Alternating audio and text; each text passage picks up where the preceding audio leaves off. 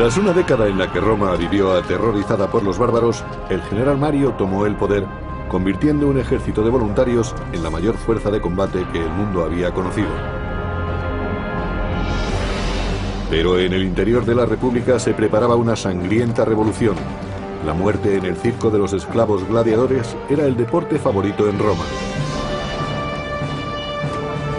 En el siglo I a.C., aquel deporte dejó de ser una diversión, pues los esclavos se alzaron contra sus dueños. Según la historia, su dirigente más famoso fue Espartaco. El Imperio Romano. Espartaco. El poderoso ejército de Roma había servido para aumentar sus territorios, riquezas y esclavos. Capturados tras la batalla o en las ciudades conquistadas, los esclavos eran una mercancía más. Los esclavos eran personas y los romanos lo sabían, pero no los trataban como tales. Para ellos tan solo eran herramientas con brazos que hablaban. Entre el tercer y el primer siglo a.C., la República Romana se expandió desde la Italia central y del sur hasta abarcar casi todo el Mediterráneo. El mercado de esclavos empezó a ofrecer una mercancía ávidamente comprada. En el siglo I a.C., el 30% de la población de Italia estaba formada por esclavos, una cifra aproximadamente igual a la de los esclavos que había en América del Sur en la década de 1850, donde puede que el 35% de las personas estuvieran sometidas a la esclavitud. Podían ser esclavos por nacimiento, podían ser comprados en otros países y podían ser capturados en la guerra. Había muchas formas de convertirse en esclavo y también había muchas formas de vivir como esclavo. En el primer siglo, el terrateniente Columela aconsejaba para comprar esclavos. Mi primer consejo es no escoger para agricultor un esclavo cuyo cuerpo nos agrade. En lugar de eso, debéis elegir un hombre curtido en las faenas del campo desde la niñez y que haya sido probado por la experiencia. No todos los esclavos trabajaban en el campo. Los más fuertes eran reservados para los deportes y se entrenaban para convertirse en gladiadores. Los gladiadores eran auténticos profesionales. Sus entrenadores, los lenisti, también lo eran. Como los entrenadores de fútbol actuales, se ocupaban de que sus hombres actuaran lo mejor posible. Eran alquilados para luchar en los espectáculos o los vendían a los organizadores. Se les consideraba lo más ínfimo de la clase baja, personas cuyo cuerpo estaba a disposición de otros. Los gladiadores podían llegar a ser los mejores luchadores del espectáculo más caro del momento. A veces eran criminales condenados a luchar. Como los boxeadores actuales, su entrenamiento era muy duro. Era un deporte peligroso y al ser un espectáculo muy caro, solo peleaban 2 veces al año. La mayoría de los nombres de los gladiadores se han perdido para la historia, pero la posteridad recordará los actos de 2 de ellos, Crixus y Espartaco, un dirigente nato. Espartaco era extranjero, aunque había servido en el ejército de Roma. Pero algo ocurrió. No sabemos por qué desertó, según algunos, pero puede que fuera expulsado. De acuerdo con varios relatos, se dedicó con gran éxito a asaltar caminos. Al final fue capturado y obligado por las autoridades romanas a ser gladiador.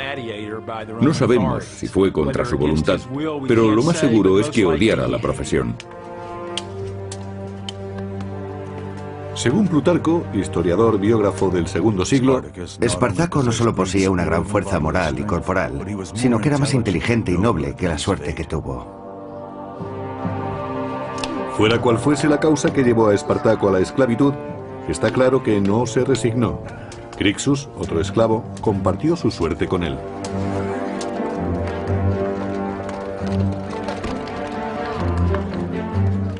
Pocos gladiadores vivían lo suficiente para retirarse. La mayoría tenían una muerte horrible y violenta, tanto en un circo de provincias o en un gran coliseo. En ocasiones el público elegía las armas para empezar el espectáculo. A la gente le encantaba ver seres humanos luchando a muerte. Era muy emocionante para ellos y disfrutaban al máximo del combate. A finales de la República, algunos gladiadores se convirtieron en héroes y consiguieron un cierto nivel social, algo de popularidad ante las masas, debido a su éxito en la lucha. Según se hacía el sorteo, los gladiadores sabían quiénes serían los primeros en morir.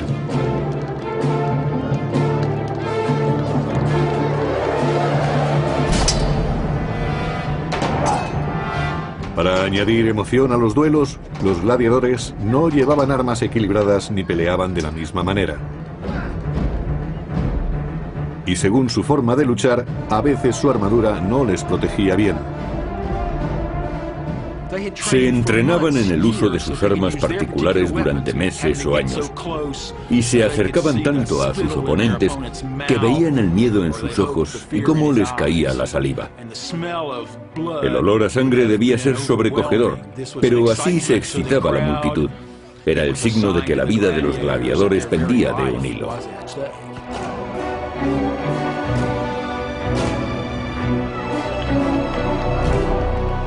Parecía una terrible danza de la muerte para el placer de las masas.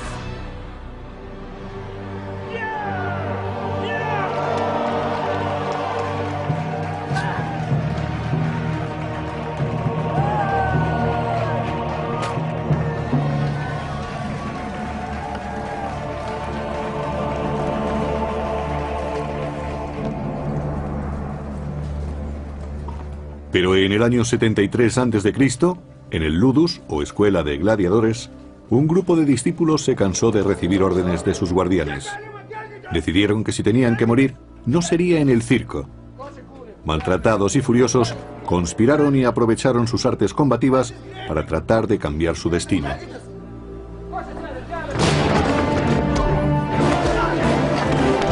De acuerdo con el historiador Apio del segundo siglo, Espartaco, junto con un compañero, Crixus, urdió un plan.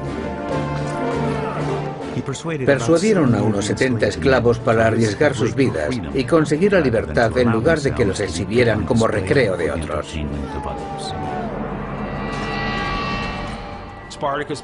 Espartaco se había convertido en un gran gladiador, pero llevaba la pesada carga de haber perdido la libertad. Tenía ansias de justicia y animó a sus compañeros gladiadores para que se rebelaran y así llegar a ser libres.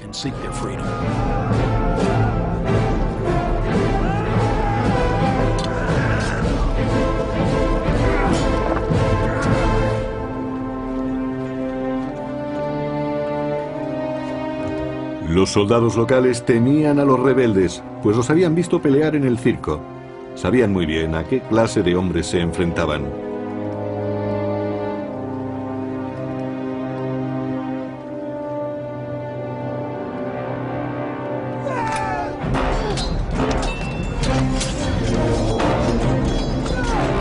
De acuerdo con el historiador Plutarco del segundo siglo, los gladiadores repelieron a los soldados que venían desde Capua y les quitaron sus armas, más adecuadas para el combate. Estaban contentos de cambiar las armas de gladiadores que ellos consideraban poco honorables y bárbaras.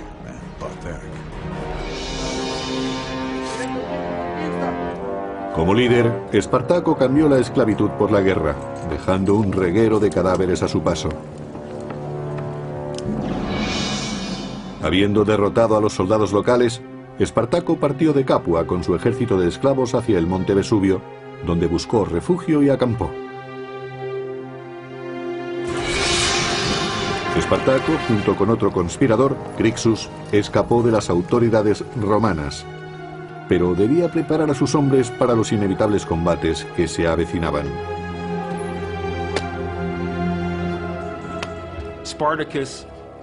Espartaco poseía un gran atractivo e influencia personal que hacían que muchos quisieran escapar de la cárcel escuela de gladiadores para unirse a él.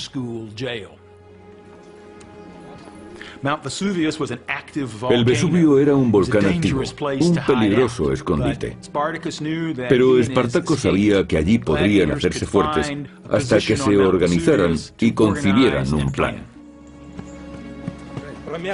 Un mensajero informó a Espartaco de que los romanos habían acampado a los pies del monte para sitiarlos.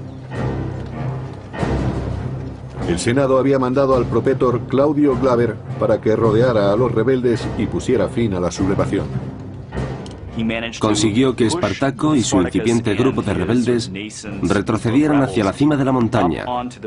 El lugar era muy reducido y Claudio Glaber creyó que no tendría problemas para eliminarlos en el Vesubio.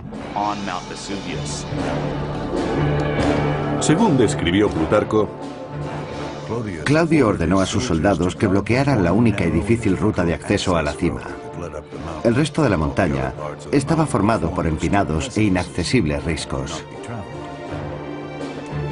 el único paso que Espartaco y los esclavos fugitivos tenían que bajar estaba bloqueado. En el año 73 a.C., Espartaco y Crixus se negaron a morir peleando en el circo. Juntos dirigieron una rebelión de esclavos, pero se encontraron junto a los proscritos acorralados por el propio Claudio en el monte Vesubio, al sur de Italia. En lo alto de la montaña, Espartaco y sus hombres prepararon un brillante plan, según cuenta Plutarco en una de sus crónicas. Los esclavos cortaron parte de las parras e hicieron escalas con ellas. Eran resistentes y lo suficientemente largas para atarlas en la cima de los precipicios y llegar hasta el pie de la montaña. Un hecho interesante del comienzo de la revuelta de Espartaco es que parecía conocer el terreno mejor que sus enemigos, en parte gracias a los pastores que vivían cerca del Vesubio y simpatizaron con su causa. Probablemente los primeros esclavos campesinos que se unieron a Espartaco y a su grupo fueron pastores que vivían solos y tenían armas. Estaban en buenas condiciones físicas y se convirtieron en soldados de su ejército de gladiadores. Espartaco y su creciente legión consiguieron bajar por el precipicio y situarse tras el campamento de Claudio. Los romanos habían subestimado la capacidad de los esclavos. Hay que tener en cuenta que quienes trataban de acabar con ellos se parecían más al ejército de Pancho Villa que a las legiones de César. No formaban parte del ejército regular. Y los oficiales no eran muy buenos, ni siquiera conocerían bien el terreno. Allí solo dirigían a los esclavos. Los romanos sobrepasaban ampliamente a los sublevados, pero los gladiadores dejaron bien patente su ingenio y odio hacia los opresores de Roma.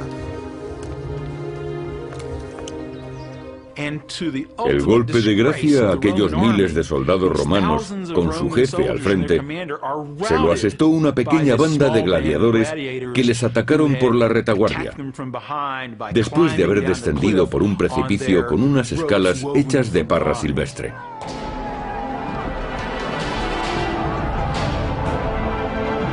Cuenta el historiador Apio que después del éxito, el ejército de Espartaco aumentó. Muchos esclavos fugitivos e incluso algunos hombres libres acudieron a aquel lugar para unirse a Espartaco y empezaron a atacar a la población. Como Espartaco repartía partes iguales del botín conseguido, pronto aumentó el número de seguidores. A los únicos que Espartaco no aceptaba en sus filas de rebeldes era a los desertores del ejército romano, que aunque parezca extraño, era perfectamente lógico, pues era gente que se había acobardado.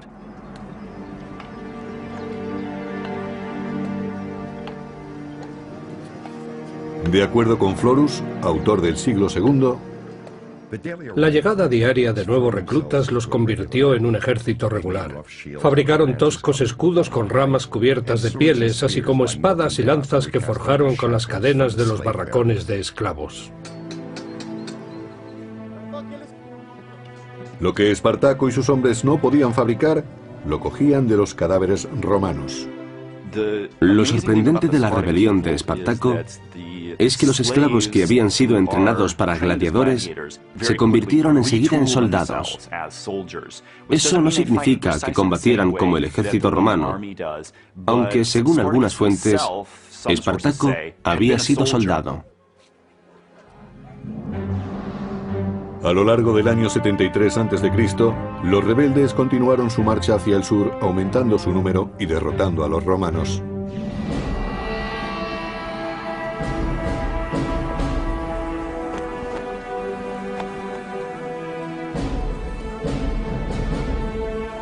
El Senado recurrió a otro magistrado para detenerlos, el pretor Publio Varinio.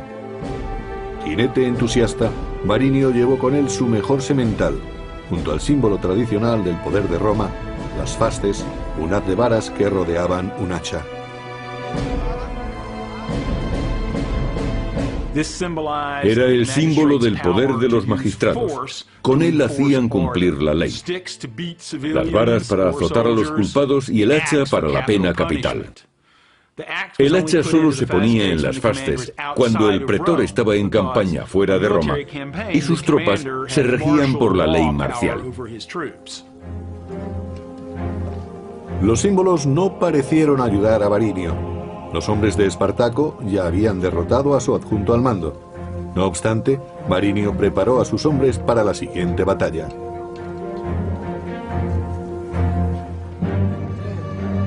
Espartaco, conocedor de la estrategia romana, iba un paso por delante, según cuenta el historiador Salustio. Para evitar un ataque sorpresa mientras asaltaban el campo, los rebeldes ponían cadáveres fuera del campamento. Así los romanos creían que había hombres montando guardia. Con estos señuelos era fácil atacar a los romanos, tomándolos completamente desprevenidos.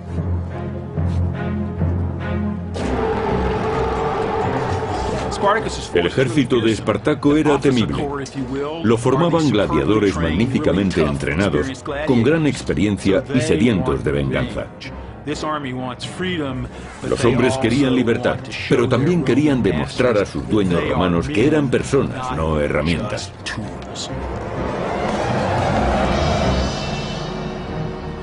Gracias a su ingenio, Espartaco consiguió otra victoria contra Varinio e hizo algunos prisioneros. El historiador Apio del segundo siglo recuerda la humillación de Roma. Los romanos no consideraban que fuera una guerra real, sino más bien incursiones y asaltos de bandidos. Sin embargo, esos bandidos derrotaban al ejército de Roma. Espartaco capturó el caballo de Varinio, quien estuvo muy cerca de ser prisionero de los gladiadores. La victoria fue todavía más dulce cuando Espartaco se apoderó de las fasces, el gran símbolo del poder de Roma.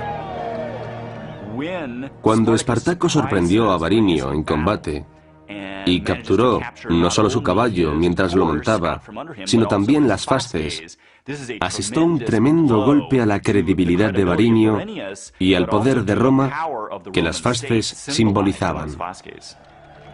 Espartaco se convirtió en un personaje famoso y temido. Ahora dirigía a 70.000 rebeldes, pero surgieron diferencias entre él y su amigo Crixus.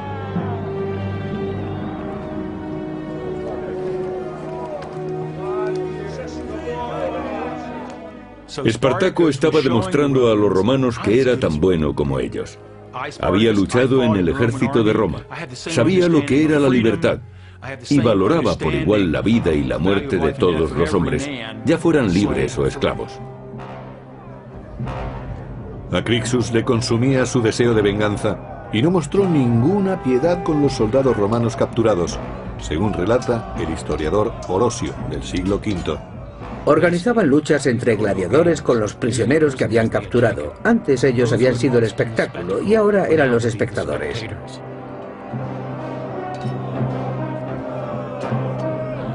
Con el triunfo, los esclavos se volvieron más violentos. Crixus los espoleaba mientras Espartaco pedía orden. Su cohesión empezó a flaquear.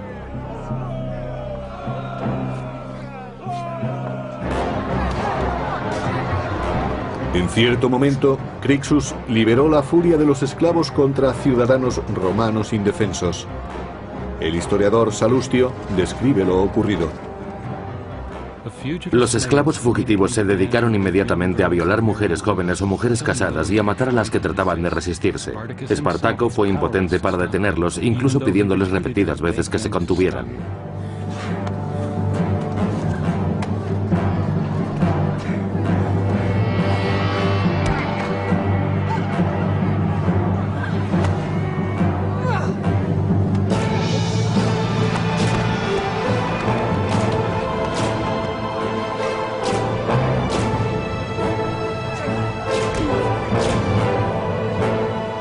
Los esclavos habían estado unidos contra Roma. Ahora empezaban a enfrentarse entre sí. Era el momento que los romanos estaban esperando. Sur de Italia, año 72 a.C. Espartaco y su ejército de rebeldes habían derrotado y humillado a los soldados romanos enviados a detenerlos. Pero su camarada Crixus quería imponer su autoridad. Se avecinaba un conflicto interno. En el improvisado campamento de los esclavos, Espartaco hacía planes para cruzar los Alpes, pero Crixus tenía otras ideas, según nos dice el historiador Salustio. Crixus y sus hombres querían ir directamente contra el enemigo para forzar una batalla frontal. Espartaco, por su parte, prefería actuar de otra manera. Crixus desafió abiertamente el liderazgo de su amigo. Algo interesante del levantamiento de Espartaco es que no parecía tener un plan preconcebido. Donde se encontrara le seguían millares de personas, pero ello implicaba ir de un lugar a otro para conseguir comida para todos. Impaciente, Crixus abandonó el campamento llevándose a un grupo de rebeldes.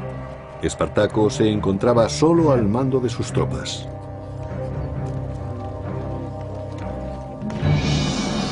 Los dos hombres tomaron caminos distintos por Italia. Con el ejército de esclavos divididos, Roma esperaba asestarles un duro golpe. Los cónsules Lucio Gelio Publicola y Cneo Cornelio Lentulo se reunieron para preparar la estrategia. Los romanos entendían que los esclavos eran seres infrahumanos, pero al mismo tiempo reconocían que tenían un gran éxito luchando contra ellos. Resultaba una pesadilla que aquellos esclavos les derrotaran una y otra vez en el campo de batalla. Aquella desordenada revuelta se convertía en una auténtica guerra, lo que exigía un plan de batalla.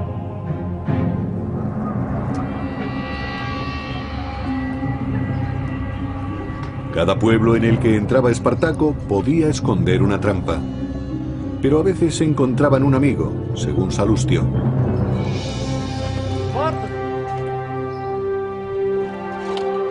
Muchos esclavos de los pueblos por donde pasaban eran sus aliados naturales y le ofrecían objetos que sus dueños habían escondido.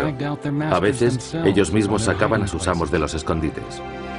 Esos nobles eran entregados a los sublevados para humillar todavía más a la aristocracia republicana.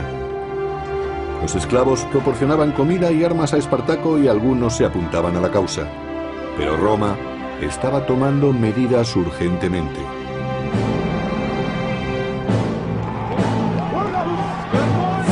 En las montañas Garganus, de la costa este de Roma, Crixus y su facción eran perseguidos por los soldados de Galio, según nos cuenta Plutarco. Galio realizó un ataque sorpresa contra Crixus, que, debido a su arrogancia, se había separado de Espartaco. De acuerdo con el historiador Apio, Crixus tenía bajo su mando 30.000 hombres. 2/3 de ellos perecieron, incluyendo a Crixus.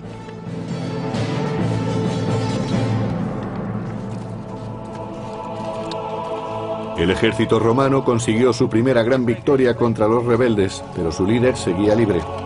Los romanos no querían perder tiempo, y después de la matanza se dispusieron a vencer a Espartaco.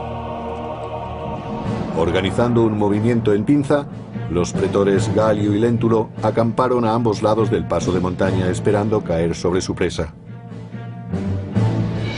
Pero su plan no bastaba contra un ejército de esclavos desesperados. Un factor que influyó en la revuelta de Espartaco es que se inició cuando los mejores ejércitos de Roma estaban fuera, en Hispania o en la actual Turquía, y las tropas enviadas habían sido reclutadas recientemente.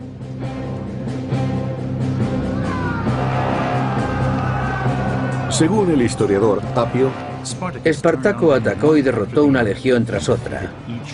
Los romanos se vieron forzados a escapar con un gran desorden en el campo de batalla.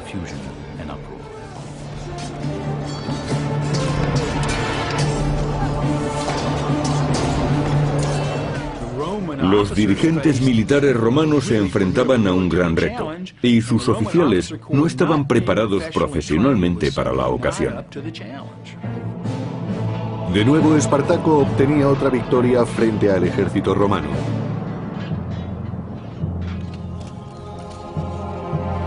Pero no se conformó solo con el éxito. Espartaco quiso una sangrienta represalia por la muerte de Crixus y sacrificó 300 prisioneros romanos. Empezó a convertirse en un gran personaje completamente opuesto al sistema. Celebraba la derrota de los magistrados romanos y ejecutaba a sus prisioneros. Empezó a destruir las propiedades de los campesinos ricos, ofreciendo una alternativa al sistema reinante y consiguiendo aumentar considerablemente sus fuerzas. Esta victoria ofreció a los hombres de Espartaco la oportunidad de salir de Italia y ser libres, pero prefirieron permanecer en el imperio que tanto detestaban.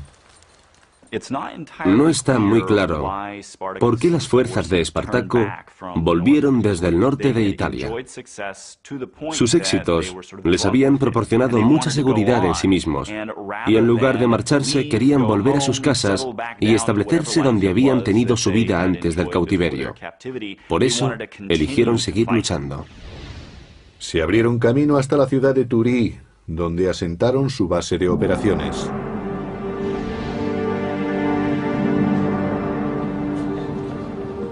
Al tercer año de la rebelión de los esclavos, Roma estaba desesperada. El Senado llamó a Marco Licinio Craso, un noble rico al que le gustaba la gloria tanto como el dinero.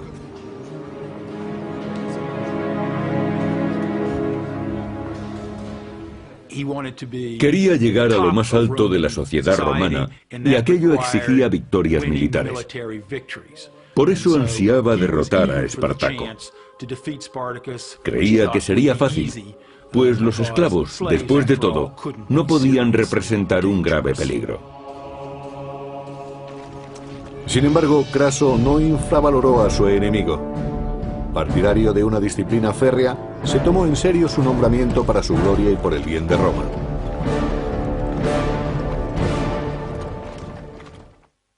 El creciente ejército de Espartaco, formado por esclavos rebeldes, estaba ahora bien organizado y parecía invencible. Pero Marco Licinio Craso se había propuesto destruirlo con sus fuerzas, que eran considerables. Sin embargo, Craso vio que sus soldados eran indisciplinados, cobardes y proclives a retirarse en batalla. Craso no estaba dispuesto a tolerarlo, y después de sufrir una derrota humillante ante los rebeldes, tomó medidas muy duras. Enseñaría a sus tropas el significado de la disciplina por medio de la decimatio.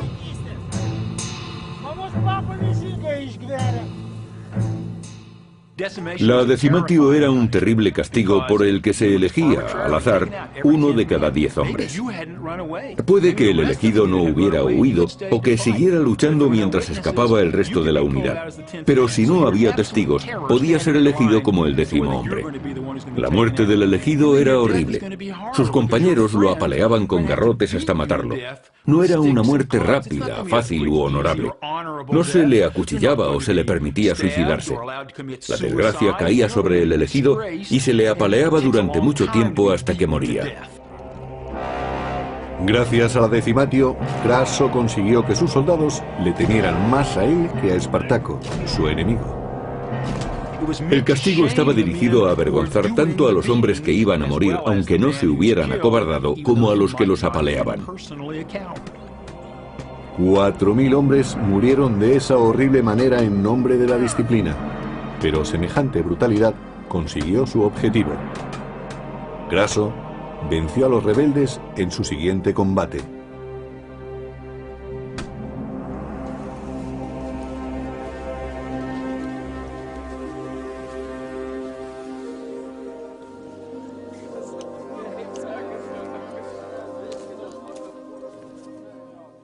A diferencia de los anteriores oponentes de Espartaco, Craso era un soldado experimentado. Sabía entrenar y desplegar un ejército. Tenía la experiencia necesaria.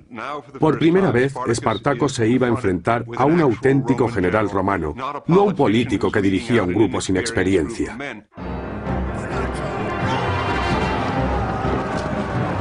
Se enfrentaron dos fuerzas, un ejército de romanos muy entrenado y capaz contra una banda de rebeldes desesperados y violentos. La balanza empezó a inclinarse contra Espartaco.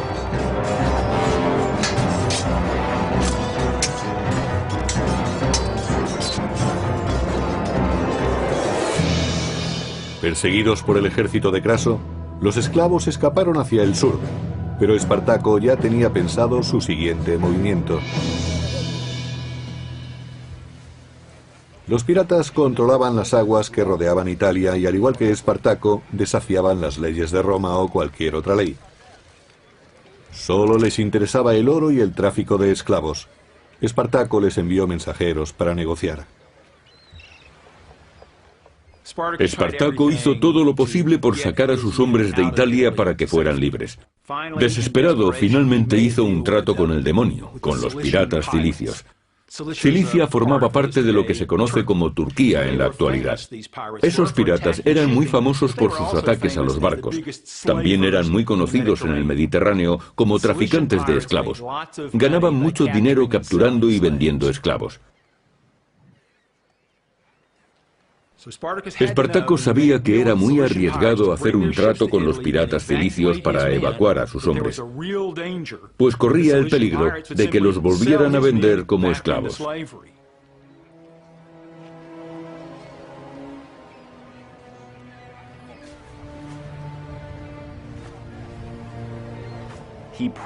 Probablemente tenía pensado llegar hasta Sicilia y ocupar la isla para establecerse en ella, formando un nuevo estado y así poder organizarse.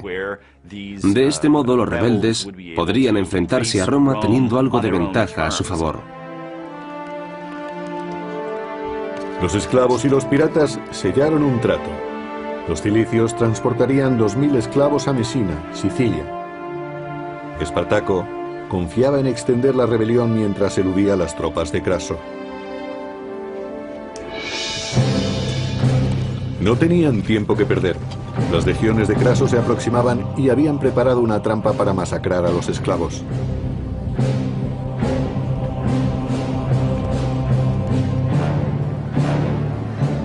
Espartaco y su ejército llegaron a la costa de Italia, pero los barcos no estaban allí.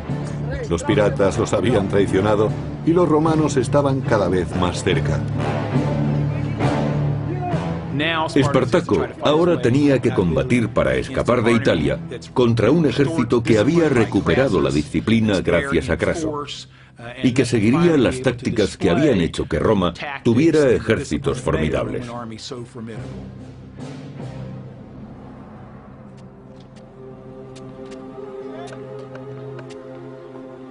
Craso actuó con inteligencia. Conocía la fuerza del contrario y sabía que el tiempo obraba en su favor. Agotaría a los sublevados encerrándolos tras una muralla, según cuenta Plutarco. Terminó esta magna tarea en un tiempo mucho más corto de lo que se esperaba. Cavó una fosa de una costa a otra a lo largo de una zanja de tierra y por encima construyó una hermosa y resistente muralla.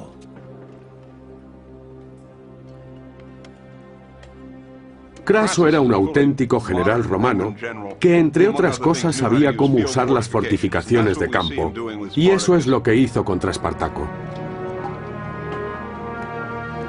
La muralla era inmensa.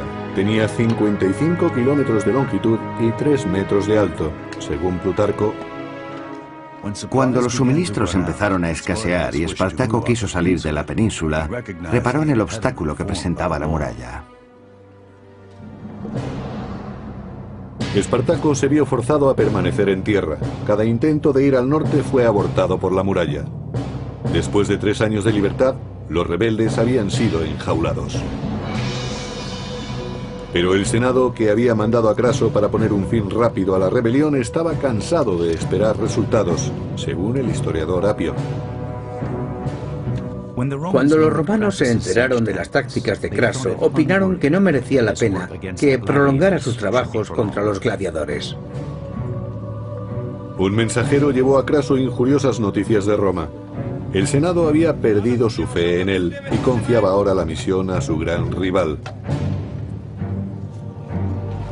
El general Pompeyo el Grande regresaba de Hispania convertido en héroe tras sofocar un levantamiento. Se le ordenó entonces aplastar una revuelta que duraba demasiado tiempo. Probablemente Pompeyo era uno de los mejores generales que tuvo Roma. Y como Craso, era muy ambicioso, aunque tenía mejor reputación militar. Sentía debilidad por lo teatral.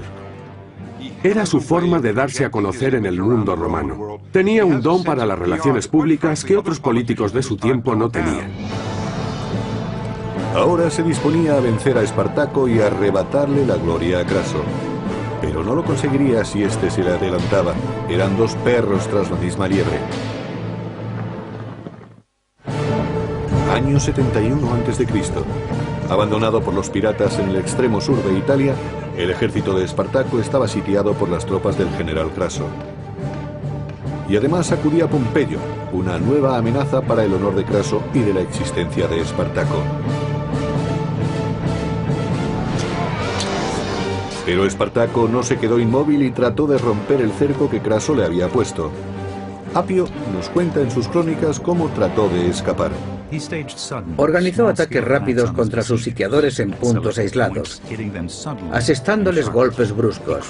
Crucificó a un prisionero romano para demostrar a sus hombres lo que les ocurriría si no vencían. Cuando escapaban furtivamente, Espartaco y su ejército descubrieron que ahora el peligro era doble, pues además de Craso, también les perseguía Pompeyo.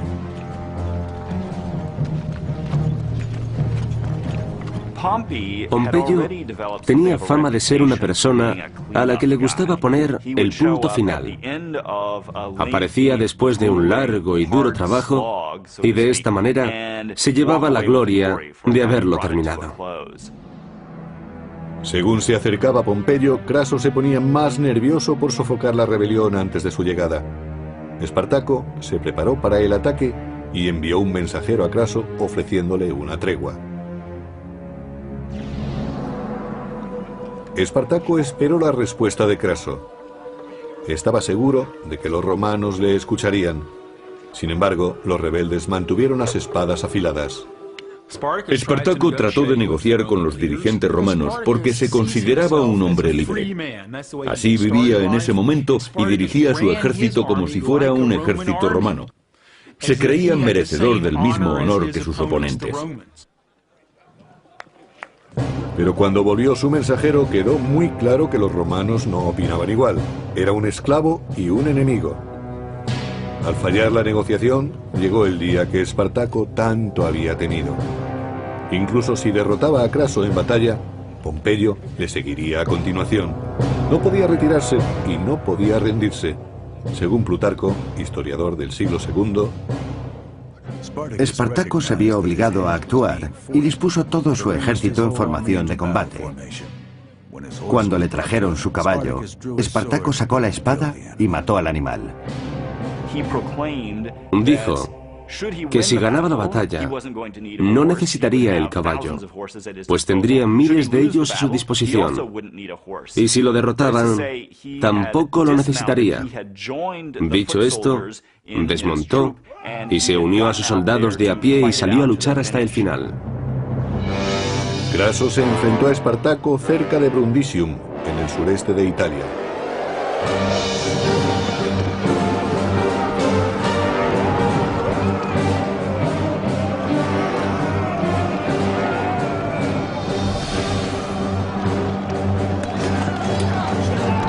La batalla comenzó. 3 años de revueltas habían conducido a este enfrentamiento decisivo entre Craso y Espartaco, el mayor combate entre dos grandes ejércitos.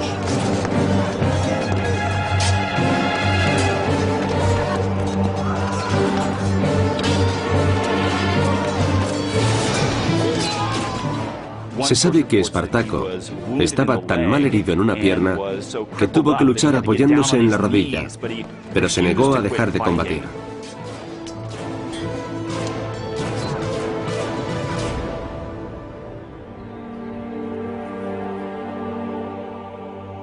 Según el historiador Apio, la matanza fue tan grande que no era posible contar los muertos. Nunca se encontró el cuerpo de Espartaco. Espartaco no aprovechó la oportunidad de escapar y lo podría haber hecho individualmente. Con ello demostró tener un sentido del honor, por lo menos tan sincero y profundo como el de cualquier romano que no hubiera sido esclavo.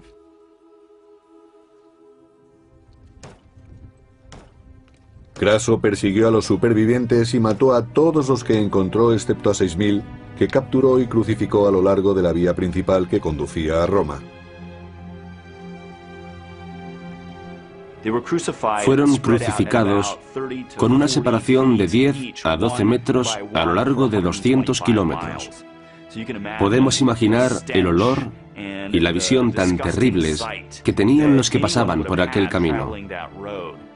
Si eran romanos, el olor les habría parecido a esclavos muertos y estarían contentos de verlos, aunque fuera de esta forma tan espantosa. Pero para los esclavos era un mensaje muy claro. Esto es lo que os espera si os rebeláis contra el poder de Roma.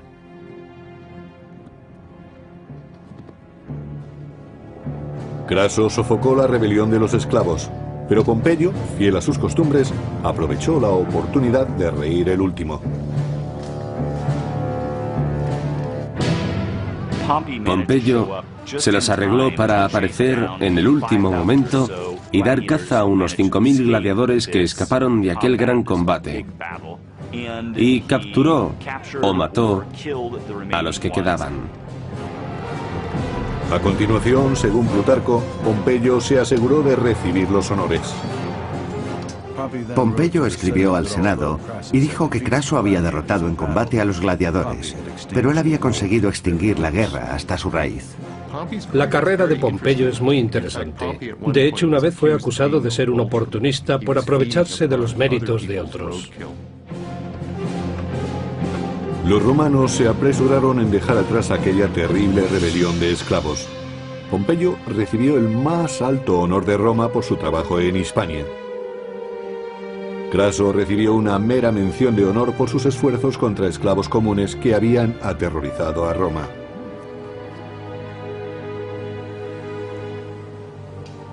Aunque la muerte de Espartaco en el año 71 a.C.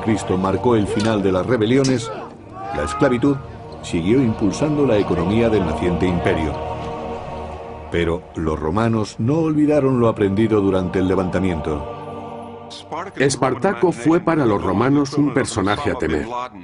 Siguió siendo una amenaza incluso sin estar vivo. Siempre sintieron el temor de que pudiera seguirle otro. Los romanos vieron tras la rebelión que debían tener al ejército en perfectas condiciones.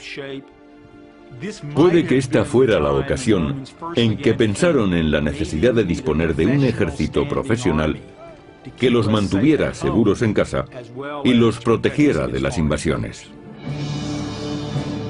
Pero un poderoso imperio no puede defenderse para siempre. Mucho después de su desaparición, perdura la historia de un solo hombre que se enfrentó a Roma. La leyenda de Espartaco ha sobrevivido hasta el presente. Ha sido un héroe para los oprimidos y pisoteados que ha perdurado hasta nuestros días. Pero mientras el imperio se mantuvo, perteneció a los poderosos.